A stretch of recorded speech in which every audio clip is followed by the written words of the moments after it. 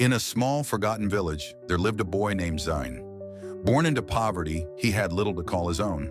Tattered clothes, worn shoes, and a family that struggled every day to make ends meet. But Zain had something money could never buy, a heart full of dreams. The other children would laugh at him, call him names, and make him feel small. "The beggar boy," they would say. "Go back to your farm. No one wants you here." But Zain knew that no matter how much they mocked him, their words did not define him. Though their taunts hurt, Zain never gave in to despair. Deep inside, he held on to a belief that someday his hard work would change his life. One evening, as Zain sat alone, lost in thought, a wise old man appeared. His presence was calm, almost otherworldly. He sat beside Zain and spoke with a kindness that made Zain feel understood. "Why do you look so sad, my child?" the old man asked, his voice soft yet filled with wisdom. Zain explained his struggles, the mockery, the loneliness, and his desire to fit in.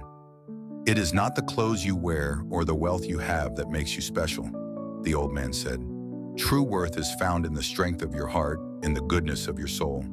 Believe in yourself and never let others define you." Zain took the old man's words to heart. He worked tirelessly, planting seeds and nurturing his small garden. Every day he put in effort, even when the world seemed to mock him. Slowly his labor bore fruit. His small garden began to flourish, and with it, hope grew in Zain's heart. He wasn't just growing crops. He was building a future for himself and his family. Zain's hard work paid off. He sold his produce at the market, and while others still scoffed, he remained steadfast. It wasn't about the wealth, it was about the journey, the belief in what he could accomplish. Years passed and Zain's business flourished.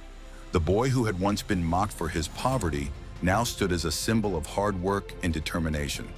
His farm became a place of growth, not just for crops, but for his dreams. The boys who had once laughed at him now stood in awe. How had Zain, the poor boy, become so successful? They couldn't understand the power of perseverance, the strength of his will. Zain, calm and composed, greeted them with a smile. "You see, it wasn't about what I had," he said. "It was about believing in myself, even when no one else did." And then, as if guided by destiny itself, the old man reappeared.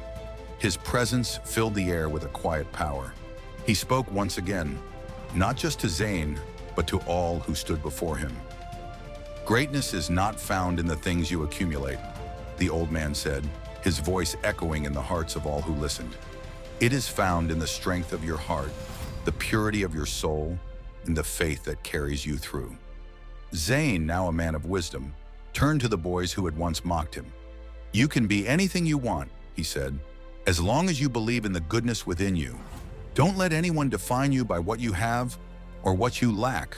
The true measure of greatness is the strength of your spirit."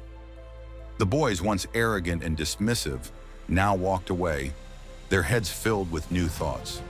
Zain's words had opened their hearts to a new understanding, and though they had mocked him, they would never forget the lesson he taught them.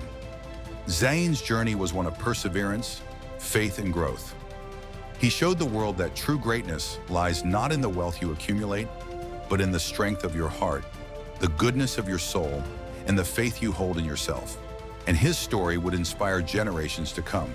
True greatness is not measured by what you have, but by who you are.